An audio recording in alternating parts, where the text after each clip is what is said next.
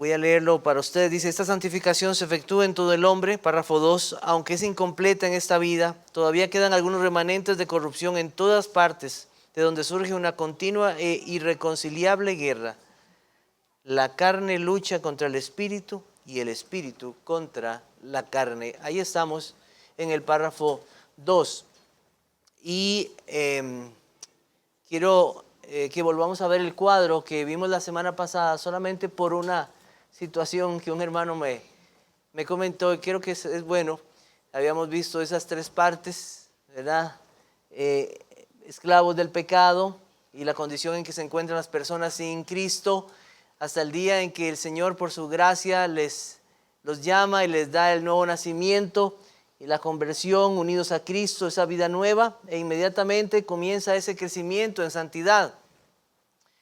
Y después llega ese momento donde el Señor nos llama a la muerte, pero,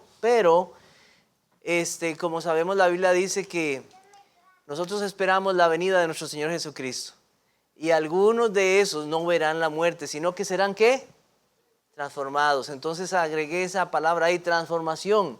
Y entonces inmediatamente en la presencia del Señor. Y ahí es entonces donde se completa esa santidad, perfecta santidad, esa herencia con los santos por siempre. Entonces nada más para que lo veamos, y es bueno siempre considerar esas cosas. Bueno, la semana pasada estudiamos cómo la Biblia presenta primero el indicativo y después el imperativo. Y en relación con nuestro estudio de la santidad, esto corresponde a la verdad de que primero Dios declara que somos santificados, y siendo santificados se nos llama a la santificación. Y entonces estamos en el tema de la santificación progresiva. En 1 Pedro 2:9 el Señor dice nación santa.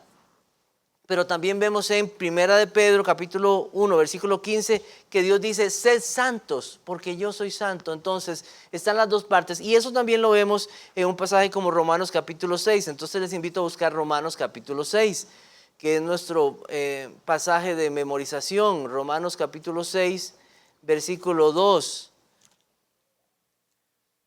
dice: en ninguna manera, dice, porque los que hemos muerto al pecado, ¿cómo viviremos aún en él? Entonces, muerto al pecado, pero no solamente ha muerto al pecado, que es una declaratoria divina, eso recordemos que es por la unión con Cristo. La unión con Cristo, la unión de su pueblo con Cristo asegura esa nueva vida y asegura esa muerte. Y en esa unión con Cristo no sobrevive. No hay sobrevivientes al pecado. El pecado muere, muerto al pecado. Ya no reina, dice la Biblia. La resurrección nos asegura una nueva vida en la cual podemos luchar efectivamente contra el pecado. Pero ahora veamos el versículo 12. Versículo 12 dice: no reine pues el pecado en vuestro cuerpo mortal, de modo que lo obedezcáis en sus concupiscencias. Entonces, por un lado está el indicativo. Han muerto. Han sido crucificados, pero está el otro que es ese imperativo: no reine, no reine. Entonces, no debe parecernos algo contradictorio que la Biblia diga que hemos muerto al pecado y que todavía tengamos una lucha contra el pecado, porque así lo declara la Biblia, así es, y la condición vamos a verla prontamente. Pero quería ver un ejemplo en el Antiguo Testamento de cómo se tipifica eso, y quiero invitarles a buscar Deuteronomio capítulo 7. Deuteronomio capítulo 7.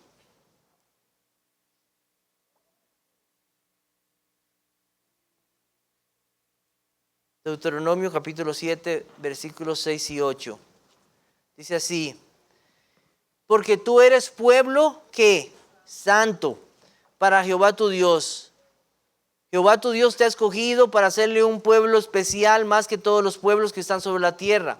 No por ser vosotros más que todos los pueblos os ha querido Jehová y os ha escogido, pues vosotros erais el más insignificante de todos los pueblos. Voy a seguir leyendo un poquito más. Dice, sino por cuanto Jehová os amó y quiso guardar el juramento que juró a sus padres, os ha sacado Jehová con mano poderosa y os ha rescatado de servidumbre de la mano de Faraón, rey de Egipto. Conoce pues que Jehová tu Dios es Dios, Dios fiel, que guarda el pacto y la misericordia a los que le aman y guardan sus mandamientos hasta 1000 generaciones. Bueno, y el versículo 10 es un versículo que no lo tengo aquí en mis notas, pero lo había leído en estos días y me causó, tuve que parar y orar cuando lo leí y decir, Señor, gracias por tu misericordia, y que da el pago en persona al que le aborrece, destruyéndolo, y no se demora con el que le odia, en persona le dará el pago. Ese es un versículo que debe hacernos caer de rodillas y hacernos pensar, ¿qué pasará con todo aquel que no está en Cristo? Se enfrentará a Dios cara a cara. Gracias a Dios por su misericordia, y porque si usted es salvo, está bien con Dios. Amén. Pero bueno, aparte de eso, vea, Dios llama al pueblo, lo rescata de la servidumbre, lo llama un pueblo santo, diferente a todos los demás. Dios está con ellos, les da su ley. No hay pueblo igual, nación santa, y deben diferenciarse de todos los demás pueblos. Y Dios les hace la promesa, ese pacto, que les va a dar esa herencia. Pero hay algo que tiene que pasar. Versículo 16. Y consumirás a todos los pueblos que te da Jehová tu Dios, no lo perdonará tu ojo, ni servirás a sus dioses, porque te será de tropiezo. Versículo 17. Y si dijeres en tu corazón, estas naciones son mucho más numerosas que yo, ¿cómo las podré exterminar? No tengas temor de ellas. Acuérdate bien lo que hizo Jehová tu Dios con Faraón y con todo Egipto. El Señor está diciendo, recuérdate. Yo los saqué con mano poderosa. Yo estoy con ustedes, pero ustedes tienen que luchar. Van a luchar contra todos esos enemigos que están en esa tierra. Los tienes que consumir, porque si no los consumes y no luchas con ellos, te serán de tropiezo. ¿No vemos ahí un cuadro nosotros de nuestra vida cristiana? El Señor nos rescata. El Señor nos llama santos, pero no nos deja ahí, nos dice, hay que luchar. Hay que luchar contra los enemigos. Hay que pelear. Yo estoy con ustedes. Pero ustedes van a tener que pelear esa batalla. Hay una orden. Hay una orden. Hay una orden de consumir a esos pueblos. Versículo 21. Dice, no desmayes delante de ellos, porque Jehová tu Dios está en medio de ti, grande y temible. Y Jehová tu Dios echará a estas naciones de delante de ti poco a poco. No podrás acabar con ellas enseguida, para que las fieras del campo no se aumenten contra ti. Mas Jehová tu Dios las entregará delante de ti, y Él las quebrantará con gran destrozo hasta que sean destruidas. Recordemos que esta lucha no es en nuestras fuerzas, es en las fuerzas del Señor. Yo voy a estar ahí, pero ustedes tienen que luchar. Es una orden, los consumirás, los vas a destruir. Si no, serán un tropiezo a tu vida. Maravilloso, ¿verdad? Lo que el Señor hace. Y hay algo curioso que pasa. Vamos a Deuteronomio capítulo 3. Deuteronomio capítulo 3, versículo 16. 3:16. Vean lo que pasa acá. Y a los rubenitas y gaditas les di de Galaad hasta el arroyo de Arnón, teniendo por límite el medio valle hasta el arroyo de Jaboc, el cual es límite de los hijos de Amón. También el Arabá con el Jordán como límite desde Cineret hasta el mar de Arabá, el mar salado al pie de las laderas del Pisga al oriente. Y os mandé entonces diciendo, Jehová vuestro Dios os ha dado esta tierra por heredad. Pero iréis armados, todos los valientes delante de vuestros hermanos, los hijos de Israel. Solamente vuestras mujeres, vuestros hijos y vuestros ganados, yo sé que tenéis mucho ganado, que quedarán en las ciudades que os ha dado, hasta que Jehová dé reposo a vuestros hermanos, así como a vosotros, y hereden ellos también la tierra que Jehová vuestro Dios les da al otro lado del Jordán. Entonces os volveréis cada uno a la heredad que yo os he dado. Habían dos tribus que que ellos quisieron heredar de este lado del Jordán, no pasar, danos aquí hay mucho, el terreno está perfecto para nuestros ganados. Pero entonces Moisés les dice, un momentito, no, o sea, quieren heredar, pero no, hay que luchar, ustedes van a pasar. Del otro lado los hombres se van a armar y van a ir con todo Israel, y hasta que sus hermanos hayan vencido, ustedes van a volver y van a heredar la tierra. No había escapatoria para la lucha. Había que pelear. Había que luchar. Nación santa, con una promesa, pero hay que luchar. Maravilloso. Dios cumple sus promesas. No debemos temer en esta lucha. En Josué 21:45 dice, no faltó palabra de todas las buenas promesas que Jehová había hecho a la casa de Israel. Todo se cumplió. Dios cumple sus promesas. Entonces, el párrafo 1 de la confesión hizo un resumen de la santificación, tratando con esa santificación definitiva, pero también introduciéndonos a la santificación progresiva. Estos dos términos, definitiva y progresiva, usted no los va a encontrar en la Biblia. Son términos que nos ayudan a entender la realidad bíblica de lo que está pasando. Explican lo que Dios ha determinado en cuanto a la santificación en nuestra vida, lo que Cristo hizo, pero también cómo debemos esforzarnos, y escuche muy bien esto, confiando en el Señor para nuestra santificación. Esto no es confiar en, vamos a luchar solo, no, es confiando en el Señor. Es lo que muchos han dicho, como lo explica Jerry Bridges en un libro, es una responsable dependencia del Señor. Una responsable dependencia.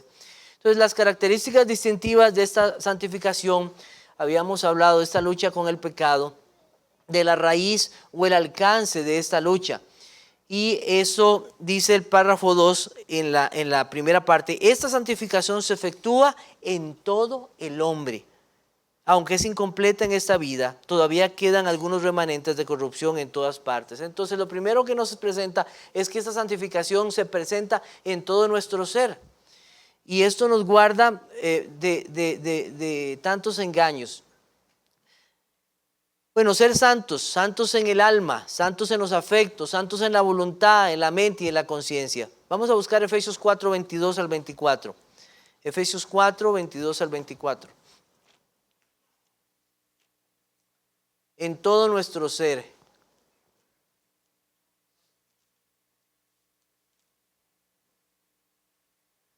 Dice, en cuanto a la pasada manera de vivir, despojaos del viejo hombre que está viciado conforme a los deseos engañosos, y renovaos en el espíritu de vuestra mente, vestíos del nuevo hombre, creado según Dios en la justicia y santidad de la verdad. Entonces, ese hombre que estaba con esos deseos, ese hombre interior, ese viejo hombre, aquellos que han sido regenerados, que tienen una nueva vida, actúan en consecuencia de esa nueva vida implantada en ellos, despojándose de los deseos engañosos que eran contrarios a Dios, para que ahora corresponda a esa nueva vida de justicia y verdad. Romanos capítulo 9, versículo 1. Romanos 9, 1.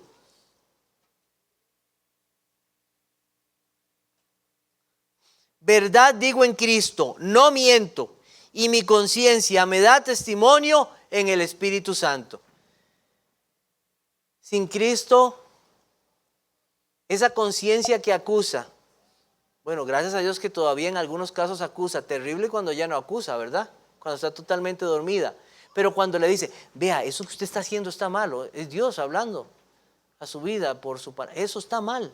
Pero lamentablemente muchas veces el hombre o la mujer decía, sí, eso está mal, pero no importa, aún así lo hago. Pero en Cristo el hombre no piensa así, hasta su conciencia ha sido santificada. Verdad digo en Cristo, no miento, y mi conciencia me da testimonio. Vean una conciencia tratada por la palabra de Dios, por el Espíritu Santo. Mi conciencia, no miento, me da testimonio. Una conciencia que ha sido renovada, que ha sido transformada para que se ajuste a la voluntad de Dios. Hechos 24:16. Hechos 24:16. Está en ese mismo sentido. Entonces dice, y esto procuro tener siempre una conciencia sin ofensa ante Dios y ante los hombres. Estamos hablando del ser interior, esa conciencia. Decía Pablo, no, una conciencia sin ofensa delante de Dios y de los hombres. Eso es una conciencia que ha sido tocada por la palabra de Dios y que busca ser santa. Aquella conciencia que estaba corrompida por el pecado, que estaba ciega, aunque pudiera conocer lo que Dios dice, no le importaba. Y sin poder discernir correctamente, ahora está llena del temor de Dios y no desea ofender la ley de Dios. Vamos a también buscar Romanos 6, 12 y 13. Vamos a ver ahora nuestro cuerpo, porque no solamente nuestra alma, sino también nuestro cuerpo, nuestros miembros.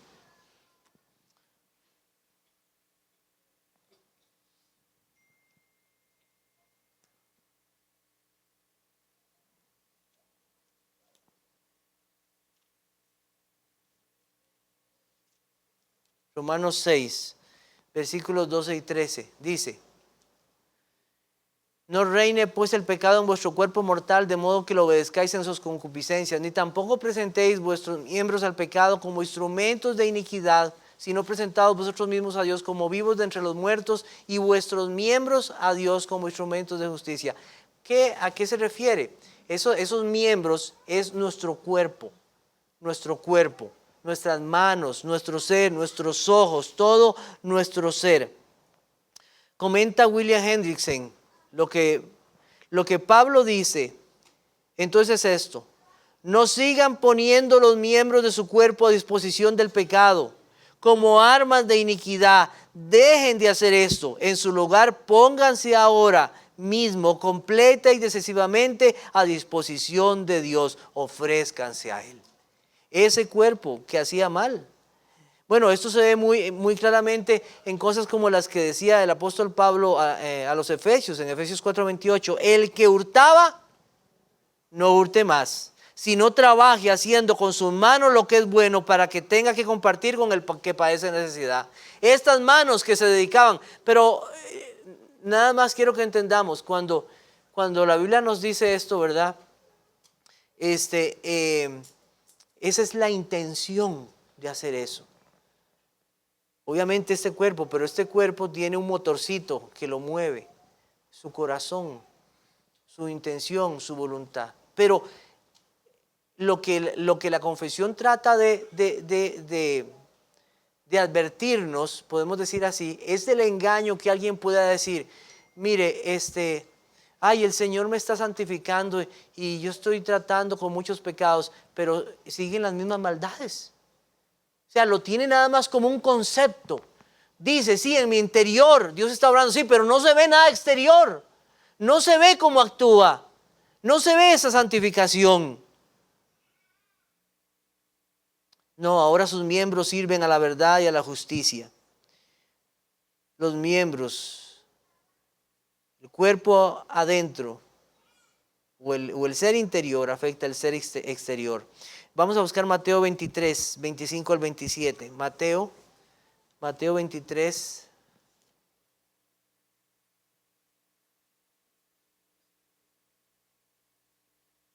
Mateo 23, 25 al 27. Dice así: ay de vosotros, escribas y fariseos, hipócritas, porque limpiáis lo de afuera del vaso y del plato, pero por dentro estáis llenos de robo y de injusticia. Fariseo ciego, limpia primero lo de adentro del vaso y del plato, para que también lo de fuera sea limpio. Son palabras fuertes externamente, pero bueno, el Señor dice, vea, no es solo una parte, es todo el ser y comienza de adentro y tiene que afectar lo externo. La hipocresía. La obra interna en el corazón es necesaria para cambiar los deseos del hombre exterior. Y este acto de gracia de Dios muestra esa vida nueva. Se evidencia en una renuncia a los deseos que antes teníamos y afecta todo nuestro ser. Todo nuestro ser. Vamos a Tito capítulo 2, versículo 11. Tito 2, 11.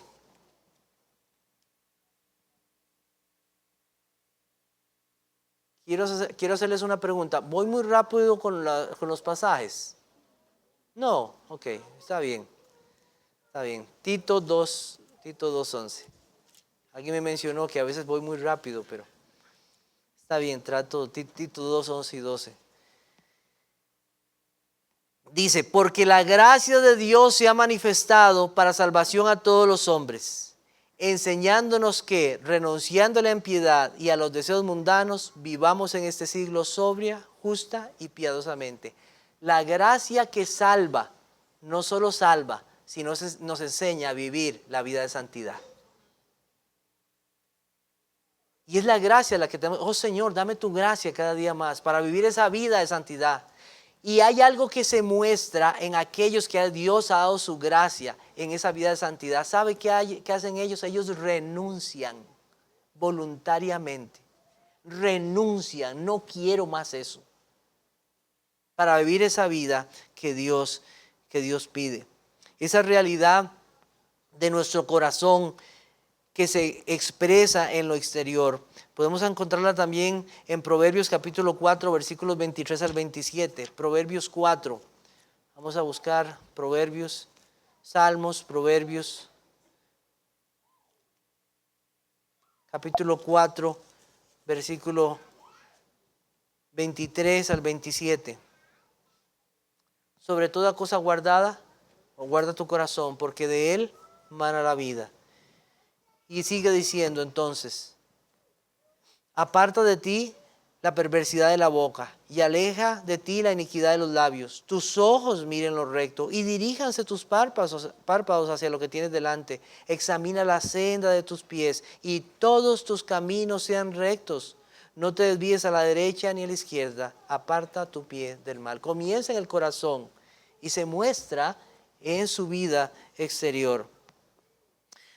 Entonces la frase, esta santificación que se efectúa en todo el hombre debe guardarnos del fariseísmo, de creer que conocemos sobre Dios, que decimos saber de la fe o del perdón que Dios da en su Hijo, de que Dios es santo, pero no hay ningún cambio en lo exterior.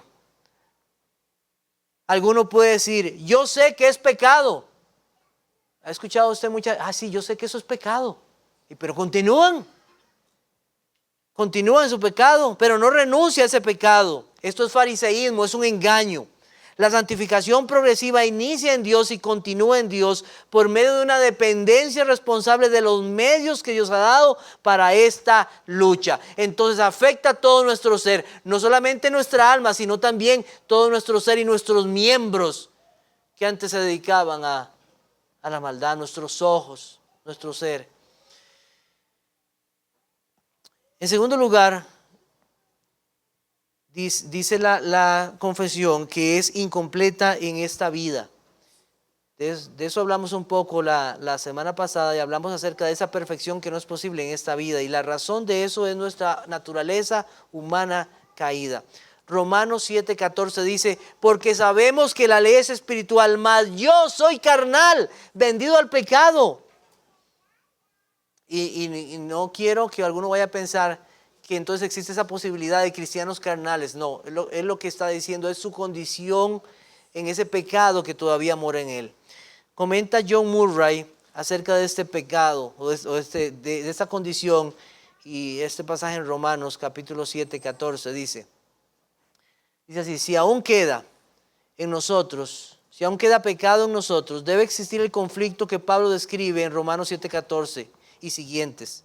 Es inútil argumentar que este conflicto no es normal. Si todavía hay pecado en algún grado en alguien en quien habita el Espíritu Santo, entonces hay tensión. Sí, contradicción en el corazón de esa persona. En efecto, cuanto más santificado es la persona, más conformada a la imagen de su Salvador, más debe retroceder ante toda falta de conformidad con la santidad de Dios. Cuanto más profunda sea su comprensión de la majestad de Dios, mayor será la intensidad de su amor a Dios. Cuanto más persistente sea su anhelo por alcanzar el premio del supremo llamamiento de Dios en Cristo Jesús, más consciente será la gravedad del pecado que permanece y más profundo será su aborrecimiento por él. Cuanto más se acerca al lugar más santo de todos, más comprende la pecaminosidad que es suya y debe clamar, miserable de mí. Romanos 7:24. Así es una lucha. No es normal para alguien decir, no, yo no tengo, no, todo cristiano tiene lucha. Y hay un pecado remanente en su vida. Entonces, esa lucha, hay lucha, sí. O sea, y el pecado que mora en nosotros debe hacer evidente esa lucha. Varios pasajes. 1 Timoteo 1, 13 al 15. 1 Timoteo 1, versículos 13 al 15.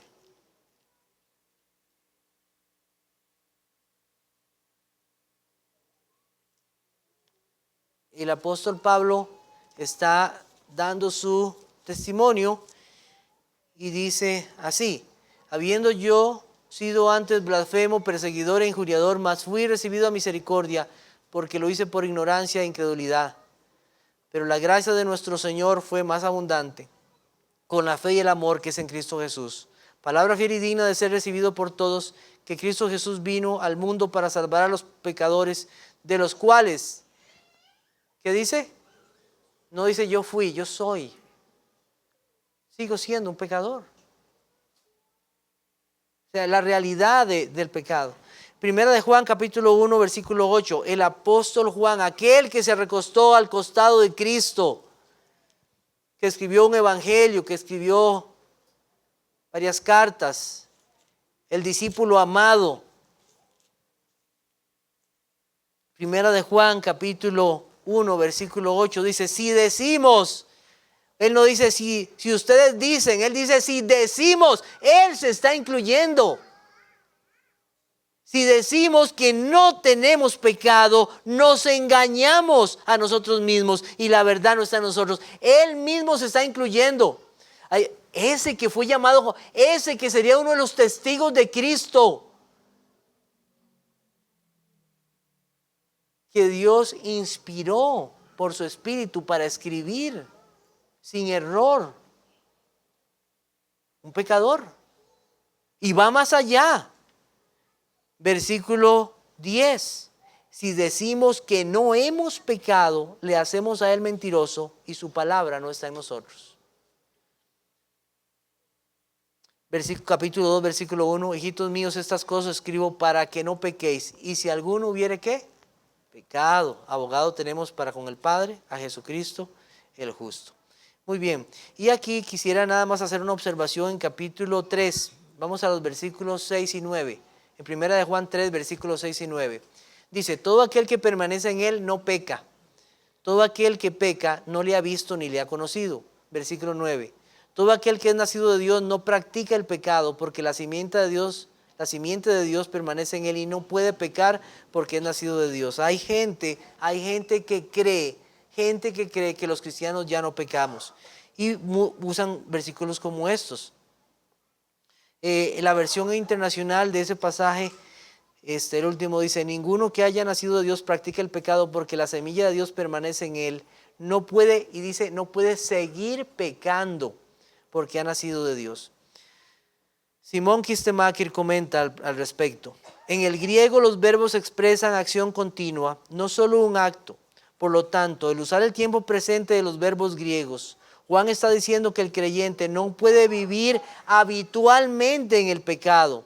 El pensamiento aquí en 1 de Juan 3:9 no es que la persona nacida de Dios nunca cometerá un acto pecaminoso, sino que no persiste en el pecado. Eso es lo que significa. Entonces, la realidad de la lucha hace evidente el pecado.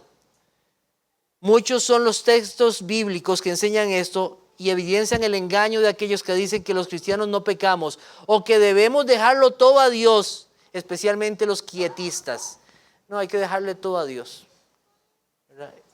Eso no es bíblico. Es un engaño.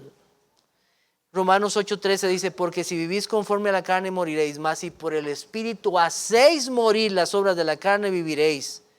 1 Timoteo 6:12, pelea la buena batalla de la fe, echa mano de la vida eterna, a lo cual asimismo fuiste llamados, habiendo hecho la buena profesión delante de muchos testigos. 1 Corintios 9:27, aquí estoy leyéndoles nada más unos pasajes. pueden copiarlos y después buscarlos. Sino que golpeo mi cuerpo y lo pongo en servidumbre, no sea que habiendo sido heraldo para otros, yo mismo venga a ser eliminado. Y busquémoslo, Mateo 5, 29 al 30. Mateo 5, 29 al 30.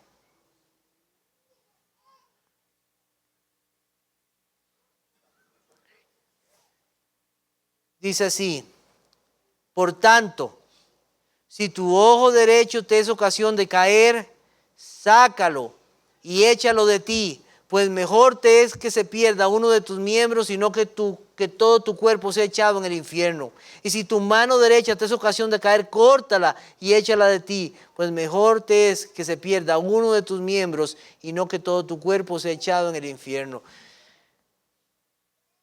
Bueno, si usted nos visita en esta mañana y usted se enfrenta a un pasaje como este y dice, bueno, pues tengo que sacarme el ojo, está hablando espiritualmente porque todavía le queda el izquierdo para pecar. Entonces, está hablando espiritualmente, es cortar totalmente con eso, es lo que habla eso la Biblia. Rob Ventura dice lo siguiente en relación a esto, dice: esta santificación definitiva no es perfecta. El cristiano no está libre de pecado, no es una cuestión de perfección, pero ha habido un cambio de dirección. Además, habiendo sido santificado definitivamente, el cristiano va siendo santificado progresivamente, aunque no perfectamente santificado en esta vida. Él o ella siempre luchará contra el pecado restante, pero al mismo tiempo el verdadero cristiano no será destruido finalmente. En el conflicto nunca apostatará y crecerá y aumentará en virtud cristiana. Eso es lo que dice. Juan Carlos Ryle también dice lo siguiente: sea cual fuere nuestra denominación cristiana, este hecho no admite controversia alguna. El verdadero cristianismo es una lucha. Nos es impuesta necesidad. Debemos luchar. Las promesas del Señor Jesús para las 7 iglesias del Apocalipsis son para los que vencieren. Allí donde hay gracia divina, allí hay conflicto. El creyente es un soldado. No hay santidad sin lucha. Las almas que se han salvado son almas que han luchado. Amén. Y quiero leerles también un poquito más de este mismo autor. Algo que tiene aquí en su libro, El secreto de la vida cristiana. Dice: si conocemos algo de este conflicto y lucha interior en nuestra experiencia cristiana, entonces tomemos aliento y confortémonos con el pensamiento de que la lucha es el compañero de la genuina santidad cristiana. ¿Se desarrolla en lo más íntimo de nuestro corazón una lucha espiritual? ¿Experimentamos aquello de que la carne codicia contra el espíritu y el espíritu contra la carne para que no hagamos lo que deseamos hacer? Gálatas 5:17. ¿Tenemos conciencia de la lucha en estos dos principios? ¿Nos percatamos de esta guerra que se entabla en el hombre interior? Si es así, demos gracias al Señor por ello. Es una buena señal. Es una gran evidencia de una gran obra de santificación. Todos los verdaderos santos son soldados. Terribles para el alma el estado de apatía, indiferencia y estancamiento. Satanás, al igual que los reyes de este mundo, no guerrea contra sus súbditos. Por consiguiente, el hecho mismo de que Él nos asalta y hace frente debería llenarnos de esperanza. Lo digo otra vez, confortémonos. El Hijo de Dios se distingue y conoce, no solo por su paz interior, sino también por su lucha interior. Estas cosas nos hagan pensar en que necesitamos, como vimos al principio, nación santa, pero una nación que lucha. Y en esta mañana quiero que se lleven ese pensamiento. El cristiano lucha. Es una lucha. Señor, ayúdanos. Dependemos de ti para vencer en esta lucha. Danos más de tu gracia y sea tu espíritu controlando cada parte de nuestro ser para tu gloria y progreso de la vida de santidad, que dan evidencia que hemos sido llamados a heredar las promesas eternas con todos los santos.